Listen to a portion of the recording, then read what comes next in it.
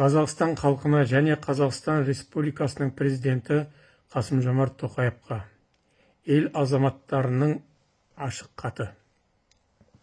Қазақстан Республикасы Конституциясының референдумға ұсынылып отырған жаңа жобасы асығыс, халық мүддесіне қайшы дайындалған деп есептейміз.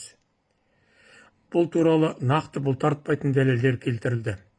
Бұл жоба 20 миллион азаматтың құқықтарын шектейтін, парламенттің өкілеттілігін тарылтатын, президент билігін шексіз асырып үстем ететін, ұлттық мүддеге нұқсан келтіретін құжат деп санаймыз.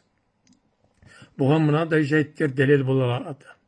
Мемлекеттік тілдің дамуын тежеп, оны өзге тілменен, орыс тіліменен қатар қоятын 9-шы бап, жерді сатуға жол ашатын, жерге жеке меншік иелігін қарастыратын 8-ші бап, мемлекетке опасыздық жасауды қоспағанда президенттің өз өкілеттілігін атқару барысындағы әрекеттері үшін оны қылмыстық және әкімшілік жауапкершілікке тіке тартуға болмайтындығын көздейтін, сондай-ақ бұл норманы экс-президенттерге де қолданатын 48-ші бап, 145 депутаттан тұратын бір палаталы парламентті құрылтайды тек партиялық тізім арқылы жасақтауды көздейтін, соның салдарынан 12,5 миллионнан астам азамат сайлау және сайлану құқығы шектейтін 53-ші бап, бейбіт жиналыстар, митингілер мен демонстрациялар өткізу заңы арқылы шектеу қоюды қарастыратын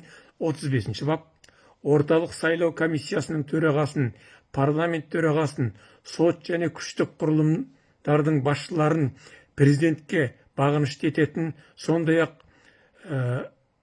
соңғы 5 жыл мемлекеттік қызметте істемеген Қазақстан Республикасының азаматын президент сайлауына қатысу құқығынан айыратын нормалар.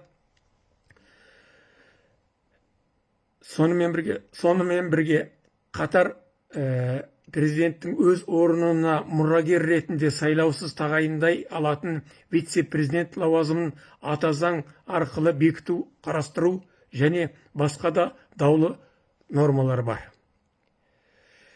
Жалпы вице-президент халықтың сайлауымен сайланады. Біздің қалауымыз парламенттік басқару жүйесі енгізу. Қазақстанда өзін ақтамаған жеке дара билік жүйесі мемлекетте кеңінен жайылған жемқорлық пенен әділетсіздікке жол ашты деп санаймыз. Сондықтан бізге қажетті қазақ елін демократиялық даму жолына бастайтын жаңа әділетті ата заң қазіргі уақытта Конституция жобасын сынағандарға және наразылық білдірушілерге қудалау күшейіп барады. Конституцияны қысым көрсету арқылы қабылдатуға болмайды. Осы жерде айта кетейін, Түркияның кезінде президент Ататүрік айтқан екен, ұлтқа қожалық жасауға болмайды, ұлтқа тек қызмет ету керек. Кім қызмет етсе, сол ғана оның басшысы бола алады деп. Міне, осы қағиданы сақтау керек.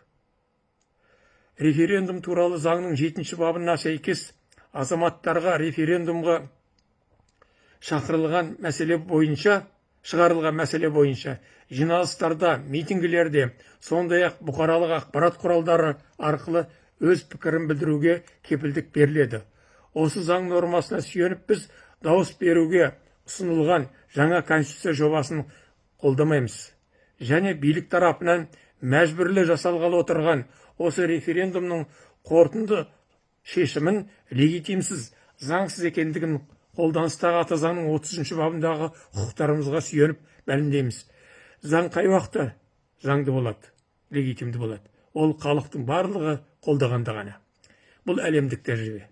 Қазақстан Республикасының бір топ азаматтары: Рысбек Сәрсенбайұлы, Есенғазы Қуандық, Жарылғап Қалыбай, Талғат Айтбай, Құдайшүкір Абдуллаев, Еркін Рақышев, мәслихат депутаты, Ибенбаев Еркен Шәріпжанұлы, отставкадағы судья, 40 жыл судья болған азамат, Леспек Байжанов, Қалелхан Ибраимов, Мейірхан Абдуманафов, Шынғуат Байжанов, белгілі адвокат Қазақстанға, Ерболат Аубакиров, Азамат Молдасынов және басқа да Қазақстанның түкпір-түкпірінен жалпы 500-ден астам адам осы хатқа қол қойып отыр.